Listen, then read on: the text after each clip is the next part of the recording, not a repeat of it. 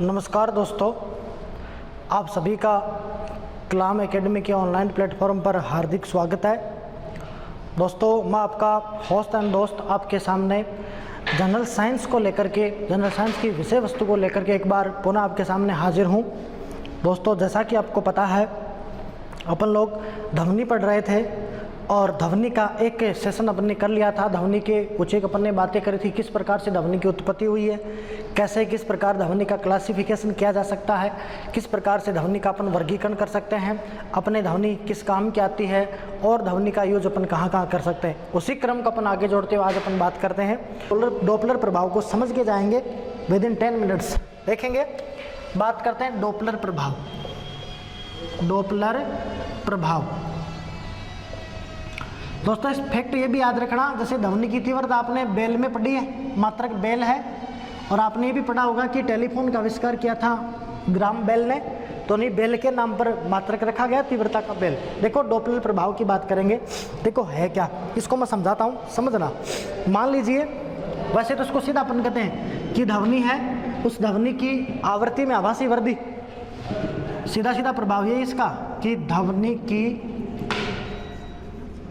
आवृत्ति में आभासी वृद्धि, आवृत्ति में क्या हो, आभासी वृद्धि, वही क्या है, डॉपलर प्रभाव। ये तो एक लाइन है इसकी, ये अभी आपके समझ में आएगी कि मैंने क्या लिख दिया। देखो, मान लो ध्वनि का स्रोत है कोई, डीजे है यार, डीजे लगा रहे हैं, डीजे, ठीक है, और यहाँ आप खड़े हो, ये ला आपका चित्र है, अच्छा सा चित्र मैंने बना दिया। देखो, यहाँ से ध्वनि यहाँ तक पहुँचेगी, ये आपके कान हैं, यहाँ से ध्वनि यहाँ तक पहुँचेगी तो उस ध्वनि का निश्चित आयाम होगा, उस ध्वनि की निश्चित तरंगदैर्ध्य होगा। पहुँच गई पहली कंडीशन, नो मूवमेंट, किसी प्रकार का अपने कुछ चेंज नहीं किया, यानी कि मैं लिख देता हूँ यहाँ पे नो मूवमेंट, किसी प्रकार का कोई अपने परिवर्तन नहीं किया। दूसरी कंडीशन देखो, अब ये डीजे आपके पास आ रहा है, यानी कि ये मान लो यहाँ आ गया,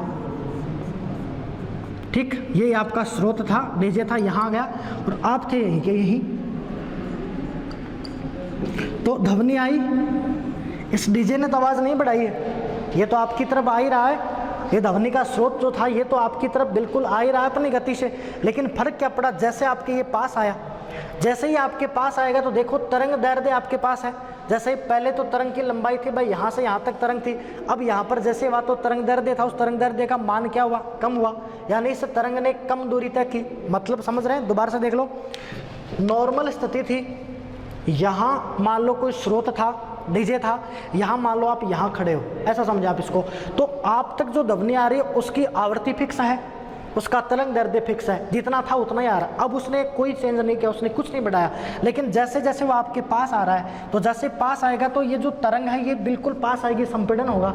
जैसे इसमें संपीड़न हुआ तो आप देखेंगे कि लेमड़ा कम होगा, यानी तरंग की लंबाई घटी। यदि तरंग की लंबाई घटी, देखो मैंने आपको शुरुआत में एक सवाल बताया था और मैंने आपसे ये कहा था कि चाल बराबर जो होता है, वेग बराबर जो होता है, दूरी बट्टा चाल होता है। आपको याद आ रहा हो तो दूरी बट्टा चाल, फिर मैंने कहा था कि वेग बराबर होता है दूरी लेमड़ा, और अपन बात करते हैं लेमड़ा, उसकी बात करी थी अपने कि लेमड़ा होता है, और फिर मैंने दूरी बटा समय, वेग बराबर किया था दूरी बटा समय, और समय मैंने यहाँ से किया था टी, और फिर अपने लिखा था कि लेमड़ा और इस टी को लिखते हैं अपन न्यू। यहाँ से देखो, इस लेमड़ा का अपन कनेक्शन निकाले तो लेमड़ा बराबर क्या हो जाएगा, वी अपॉन न्यू। देखो यहाँ से एक संबंध आएगा, दोबारा से देख लो, मैंने आपको बात कही थी कि वेग बराबर दूरी बटा समय, या चाल बराबर दूरी बटा समय, वी वेग है, और कोई तरंग की दूरी किस में आएगी भाई, वेवलेंथ में, लेमड़ा में, तो लेमड़ा, समय क्या रखा टी, 1/t, 1/, आवर्तकाल क्या होती है, आवृत्ति, तो मैंने ये न्यू लिया, न्यू, ये वी थोड़ा बड़ा है इससे ऊपर, ऐसे खिसका देंगे इसको, ऐसे मान लो न्यू है तो मैंने न्यू लिया था, वी बराबर लेमड़ा न्यू। यहाँ से न्यू चाहिए मेरे को, या मेरे को लेमड़ा चाहिए, तो लेमड़ा बराबर मैं क्या करता हूँ, वी बटा न्यू। देखो एक कनेक्शन आ रहा है, यदि इस लेमड़ा का मान कम तो न्यू का मान ज़्यादा, यानी तरंग दैर्ध्य यहाँ से कम होगा मित्रों, तो आवर्ती का मान ज़्यादा होगा, यही तो मेरे को चाहिए। देखो मैंने यहाँ क्या किया, जैसे स्रोत मेरे पास आया तो तरंग में संपीड़न हुआ, जैसे तरंग में संपीड़न तो लेमड़ा कम, जैसे तरंग दैर्ध्य कम तो आवृत्ति बढ़ी। तो आपको ऐसा लगा कि जैसे डीजे आपके पास आ रहा तब आपको ये लगा कि उसकी आवाज़ बढ़ी, आवाज़ थोड़ी बढ़ी है, आवाज़ तो फिक्स डेसिबल का प्रबलता तो वही है, लेकिन आपको आभासी वृद्धि हुई। इसी प्रकार जैसे इसी उदाहरण को और पढ़े अपन, जैसे डीजे आपका यही है और इस बार क्या करता, आपको क्रॉस करके चला गया, और आपकी स्थिति कुछ यहाँ पर आ गई, आप यहाँ आ गए, तो अब क्या हुआ, अब इसकी कुछ ग्राफ ऐसा बना, यानी कि यहाँ जो तरंग की दूरी है वो बढ़ी है। अगर तरंग दूरी बढ़ेगी तो लेमड़ा का मान क्या होगा, सॉरी, अगर लेमड़ा का मान बढ़ेगा तो न्यू का मान क्या होगा, कम, यानी अब आपको ये ध्वनि कम सुनाई देगी। यही तो हुआ, जैसे दूर से कोई गाड़ी आ रही है तो जैसे जैसे पास आएगी तब आपको उसकी आवाज़ ज़्यादा सुनाई देगी, लेकिन जैसे ही वो आपको क्रॉस करके चलेगी तब उसकी आवाज़ में क्या होगी, धीरे धीरे कमी होगी। इसी जो आभासी वृद्धि हुई, इसी को अपन ने क्या कहा है, डॉपलर प्रभाव। जैसे आपके पास आभासी वृद्धि आई, जैसे कोई गाड़ी आ रही है, जैसे आवाज़ करके जैसे डर डर करके आएगी, जैसे पास आएगी तो आपको लगेगा कि इसकी आवाज़ में बड़ी बढ़ोतरी हुई है, लेकिन उसकी तीव्र आवाज़ में कोई बढ़ोतरी नहीं, उसकी तीव्रता में कोई बढ़ोतरी नहीं, लेकिन एक आभासी वृद्धि हुई। इसी आभासी वृद्धि को बताने के लिए डॉपलर ने अपना प्रभाव दिया। इसी प्रभाव को अपन क्या कहते हैं, डॉपलर प्रभाव। इसे अपन दोस्तों क्या कहेंगे, डॉपलर प्रभाव। अब देखो दोस्तों, इसी क्रम में आगे की बात मैं आपके सामने रखने जा रहा हूं। आगे की बात देखना क्या है, एक कंसेप्ट और है इसमें, उसका भी अपन जिक्र करते हैं। ये तो बात समझ गए होंगे आप कि डॉपलर प्रभाव क्या है। सीधा सीधा याद रखना आपको कि ध्वनि की चाल के अंदर आभासी वृद्धि, या ध्वनि की सॉरी आवृत्ति के अंदर जो आभासी वृद्धि हुई कि आपके पास डॉपलर प्रभाव, गाड़ी दूर है, जैसे जैसे पास आएगी तब आपको लगेगा कि उसकी आवाज़ में बढ़ोतरी हुई है, उसकी आवृत्ति बढ़ी है, लेकिन ऐसा कुछ है नहीं है। क्लियर। अगली बात देखो, आपके सामने बात रख रहा हूँ मैं, और बात सामने है आपके, एक शब्द पढ़ेंगे आप, परघाती तरंग। बहुत शानदार कंसेप्ट है, परघाती तरंग। इसको कहा जाता है शॉक वेव्स। देखो, एक शब्द समझना दोस्तों, और शब्द है मैक संख्या।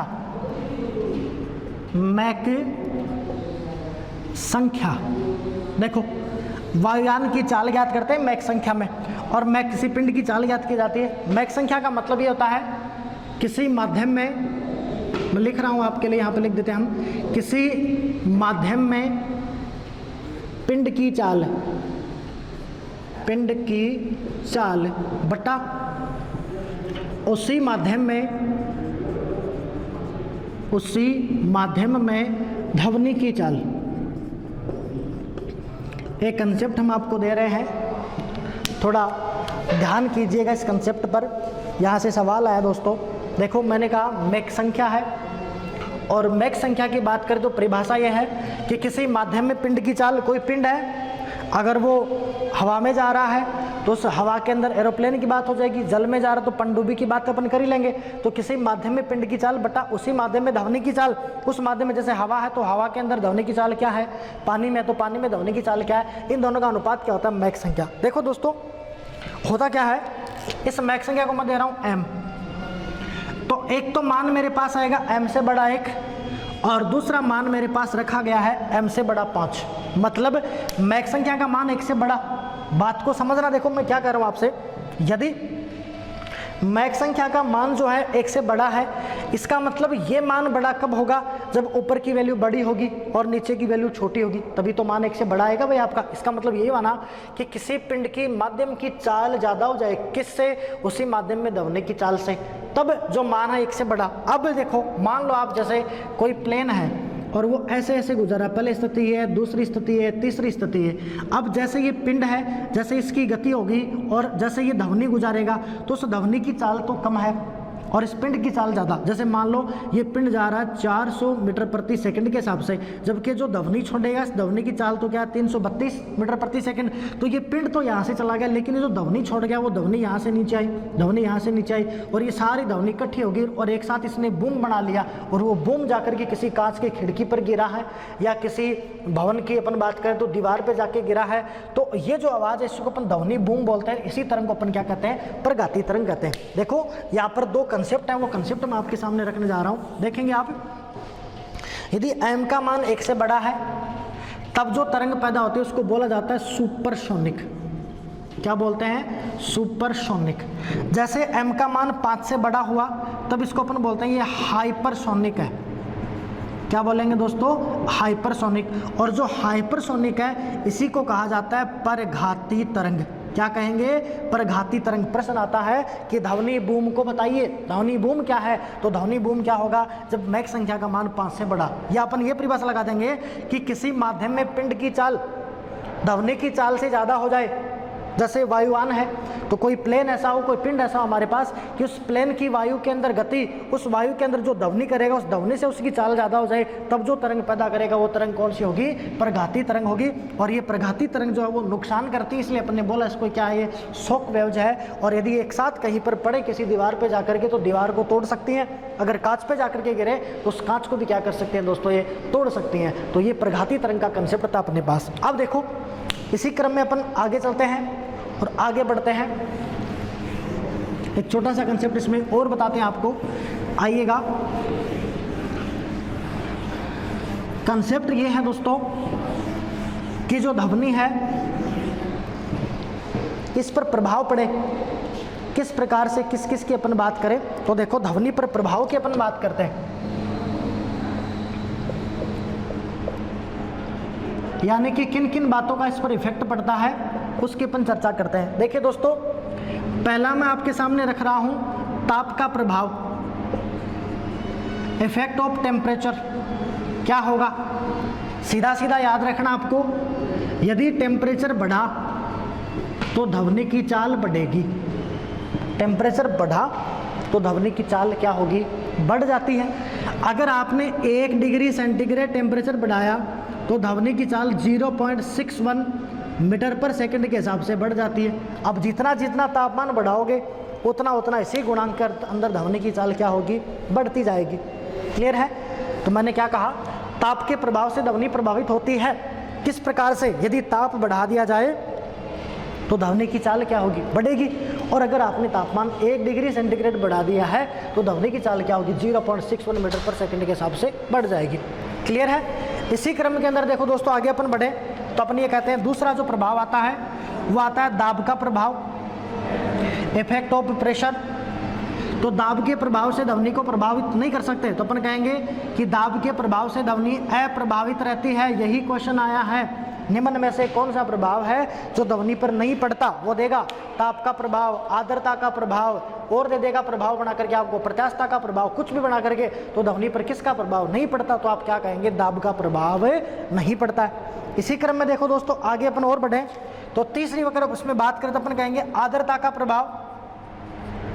आर्द्रता, ह्यूमिडिटी, आर्द्रता का प्रभाव। देखो आपने पढ़ा होगा, यहाँ भी एक क्वेश्चन आता है, आर्द्रता को मापा जाता है हाइग्रोमीटर से। किसे मापते हैं भाई? हाइग्रोमीटर। जो लोग नहीं समझ पा रहे, आर्द्रता मतलब नमी। यदि आर्द्रता बढ़ी तो ध्वनि की चाल बढ़ेगी, यदि नमी बढ़ी है तो ध्वनि की चाल बढ़ जाएगी। तो ध्वनि पर प्रभाव, आर्द्रता के प्रभाव की अपन बात कर रहे हैं। मैंने कहा आर्द्रता को मापा जाता है हाइग्रोमीटर से। आर्द्रता का मतलब नमी होता है, जो भाई नहीं समझ पा रहे हैं। अगर आर्द्रता बढ़ी तो चाल बढ़ेगी, आर्द्रता बढ़ी तो चाल बढ़ेगी। यहाँ पर एग्जाम्पल आता है कि सर्द रातों में टेलीफोन की घंटियाँ दूर तक सुनाई देती हैं, और इस एग्जाम्पल का भरपूर फायदा उठाते हो। कैसे? मैं ऑफलाइन क्लास में इसका एग्जाम्पल देता हूँ कि जैसे रात के 10 बजते हैं, 10 बजने के बाद में आप अपना मोबाइल जो है वाइब्रेशन मोड से हटा देते हो और साइलेंट मोड पे ले आते हो। क्यों? क्योंकि वाइब्रेशन होगा, कंपन होगा तो क्या होगी? ध्वनि होगी। ये बात आपको पता है जाने अनजाने में, लेकिन फर्क क्या पड़ता है? यदि आर्द्रता बढ़ी तो ध्वनि की चाल क्या होगी? बढ़ी। ठीक। अगला मैं पॉइंट आपके सामने रख रहा हूँ, और अगला जो पॉइंट है यहीं पे लिख लेते हैं मिटा के इसको। देखिए, इफेक्ट ऑफ डेंसिटी। अगला चौथा जो पॉइंट आपके सामने रख रहा हूं वो ये है घनत्व का प्रभाव। घनत्व का प्रभाव। देखो यहाँ घनत्व वायु के घनत्व से है, और एक बात आप भली भांति जानते होंगे कि शुष्क वायु की जो डेंसिटी है वो ज़्यादा होती है आर्द्र वायु से। यानी हवा सूखी है तो उसका घनत्व ज़्यादा है, हवा का घनत्व का मतलब ज़्यादा आएगी, सूखी है तो, गीली है तो कम आएगी। इसका मतलब ये हुआ कि यदि उसमें आर्द्रता बढ़ा दी जाए तब क्या फर्क पड़ेगा? तो मैं कह रहा हूँ कि शुष्क वायु का घनत्व आर्द्र से ज़्यादा है, और यदि वायु का घनत्व बढ़ा, क्या होगा? अगर वायु का घनत्व बढ़ा दोस्तों तो ध्वनि की चाल कम होगी। बात को समझना, बात थोड़ी सी क्रिटिकल सी बात है। मैंने कहा घनत्व का प्रभाव, सीधा मैंने कहा कि घनत्व बढ़ा तो चाल कम। यानी वायु का घनत्व बढ़ा तो ध्वनि की चाल कम। फिर मैंने कहा कि शुष्क वायु का घनत्व ज़्यादा आर्द्र वायु से। इसका मतलब ये हुआ कि यदि बारिश हो गई तो वायु कैसी हुई? आर्द्र। यदि आर्द्र वायु हुई तो घनत्व क्या हुआ? कम। मैंने क्या कहा? हम आपसे फिर बोल रहे हैं, ध्यान से सुनिएगा। अगर बारिश हुई तो वायु में क्या आई? नमी। जैसे वायु में नमी आई तो वायु का घनत्व क्या हुआ? कम। जैसे घनत्व कम तो ध्वनि की चाल ज़्यादा। एग्जाम्पल बना दिया एग्जामिनर ने कि बारिश के बाद मोर की गूंज या जो भी अपने पास मेंढक की टरटर जो है वो दूर तक सुनाई देती है। क्यों सुनाई देती है? अपन क्या कहेंगे? प्रभाव किसका पड़ रहा है? घनत्व का प्रभाव। चौथा पॉइंट देखो, अगले पॉइंट की ओर बढ़े उससे पहले मैं आपको रिपीट कर देता हूँ। एक अपन ने पढ़ा ताप का प्रभाव। अगर 1 सेंटीग्रेड बढ़ाएं तो 0.61 मीटर पर सेकंड के हिसाब से ध्वनि की चाल बढ़ेगी। दूसरा हम आपसे बोल रहे हैं कि दाब का प्रभाव, ध्वनि पर दाब का प्रभाव नहीं पड़ता। तीसरा अपन ने बात करी आर्द्रता। सर्द रातों में टेलीफोन की घंटियां दूर तक सुनते हैं, क्यों? आर्द्रता बढ़ी, ध्वनि की चाल बढ़ेगी। और चौथा पॉइंट हमने रखा घनत्व का प्रभाव। घनत्व बढ़ा तो ध्वनि की चाल कम। शुष्क वायु हुई तो घनत्व चाल कम होगी, आर्द्र है तो चाल ज़्यादा। अगली बात करें, देखो दोस्तों, अगली बार सुनना, पांचवा पॉइंट सुनना, इंपॉर्टेंट है। पांचवी बात और छठी बात जो है देखना। पांचवी बात आपके सामने हम रख रहे हैं, अणुभार का प्रभाव। अणु भार का प्रभाव देखेंगे। यदि अणुभार बढ़े तो दोस्तों ध्वनि की चाल कम होती है। अगर अणुभार बढ़े तो ध्वनि की चाल कम होती है। इसका मतलब ये हुआ जैसे हाइड्रोजन है, जैसे हीलियम है, ऐसे अपन तत्व रखें तो सबसे कम अणुभार किसका होता है? हाइड्रोजन का। तो सबसे ज़्यादा ध्वनि की चाल भी किस में होती है? हाइड्रोजन में। इसका मतलब हाइड्रोजन को ध्वनि की चाल में काम में लिया जा सकता है। और देखो इस हाइड्रोजन की ध्वनि की चाल है वो उसका मान भी निर्धारित किया गया है 1284 मीटर पर सेकंड के हिसाब से। क्लियर है? तो हमने आपसे ये कहा है कि अणुभार बढ़े तो ध्वनि की चाल कम होगी। और सबसे ज़्यादा किस तत्व में, अब आप ढूंढते फिरोगे किताबों में, वो प्रश्न दे रहा है कि ध्वनि की चाल सबसे ज़्यादा किस तत्व में होती है। आपका दिमाग खराब हो गया और यार ठोस में पढ़ा था, एल्यूमिनियम पढ़ लिया था, फिर द्रव के समुद्री पानी को भी मैंने खोज लिया था और यार मैंने तो सब रट लिया। फिर इसने प्रश्न कहाँ से पूछ लिया नालायक ने? अरे वो कंसेप्ट का सवाल पूछ रहा है एग्जामिनर भी आपको, तो वो यही पूछेगा कि सबसे ज़्यादा किस तत्व में, तो किस में? हाइड्रोजन में। क्यों भाई? तो कंसेप्ट को पकड़िए ना, अणुभार बढ़ेगा ध्वनि चाल क्या होगी? कम होगी। क्लियर हो रहा है? आगे देखो, एक इसमें प्रभाव और आता दोस्तों, छठा जो प्रभाव है, और वो प्रभाव ये है प्रत्यास्थता का प्रभाव। इलेसिटी, इफेक्ट ऑफ इलेसिटी, यानी कि प्रत्यास्थता का प्रभाव। प्रत्यास्थता का प्रभाव देखो क्या है? प्रत्यास्थता जो बाह्य बल का विरोध करे लेकिन बल हटा दे तो मूल अवस्था में आ जाए, वही क्या है? प्रत्यास्थता। रबड़ है, बल लगाया आपने, विरोध करेगी, फैल गई, जैसे बल छोड़ा वापस अपनी स्थिति में आ गया, यही क्या है? प्रत्यास्थता। पढ़ते हो सबसे कम प्रत्यास्थता का गुण जो है, आप पढ़ते भी है, क्वार्ट्ज में है, उसको फोड़ दो। चट्टान की बात करें, रबड़ में प्रत्यास्थता का गुण है। देखो इवन मैं आपसे ये कहूँ, यदि प्रत्यास्थता का मान बढ़ा तो ध्वनि की चाल बढ़ेगी। प्रत्यास्थता का मान बढ़ा दिया गया तो ध्वनि की चाल बढ़ेगी। इसका मतलब ये हुआ कि रबड़ जो है उसमें प्रत्यास्थता का मान ज़्यादा ही है तो ध्वनि की चाल भी क्या ज़्यादा ही है। यही तो कारण है कि जब लाउड स्पीकर बनाए जाते हैं, इवन जब ईयरफोन बनाए जाते हैं तो उनके ऊपर रबड़ का कवर लगाया जाता है। क्यों लगाते हैं रबड़ का कवर भाई? क्यों? क्योंकि प्रत्यास्थता तो ध्वनि की चाल क्या होगी? बढ़ेगी। दोस्तों ये जो था वो ध्वनि पर प्रभाव था, ताप का प्रभाव, दाब का प्रभाव, वो सारे प्रभावों की अपन ने बात करी। एक क्वेश्चन यहाँ से भी आता है। अगले देखो मैं मोस्ट इंपॉर्टेंट जो बात करने जा रहा हूँ आपके सामने, वो देखिएगा दोस्तों। इसी साउंड पर आधारित दो युक्तियाँ हैं छोटी छोटी, 5-7 मिनट की, उस पर भी अपन चर्चा कर लेते हैं। देखो दोस्तों, एक शब्द है सोनार और एक शब्द है रडार। देखो सोनार बोलते हैं इसको, वो नहीं सोनार की, एक लोहार की, ये सोनार है और ये रडार है, रेडार।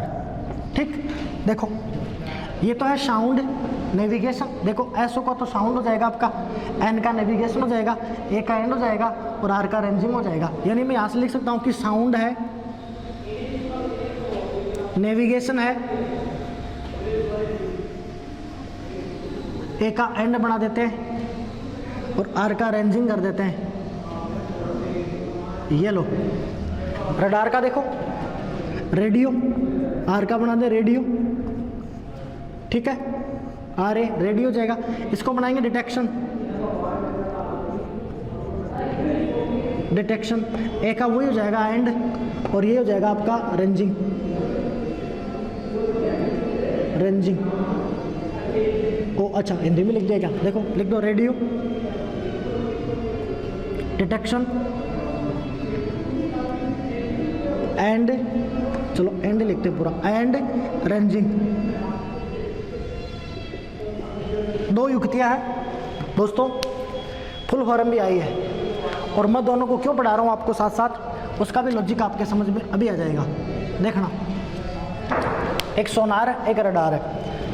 अच्छा देखो दोस्तों, सोनार जो है इसके खोजकर्ता की आपसे वो बात करेगा, तो कुछ किताबों में आप पढ़ेंगे लैंगली, कुछ किताबों में पढ़ेंगे पुरावेल, और वास्तविक जो नाम है ना वो है आपका पॉल लैंगविन, पॉल लैंगली या पॉल लैंगविन, सही नाम तो इसका है पॉल लैंगविन।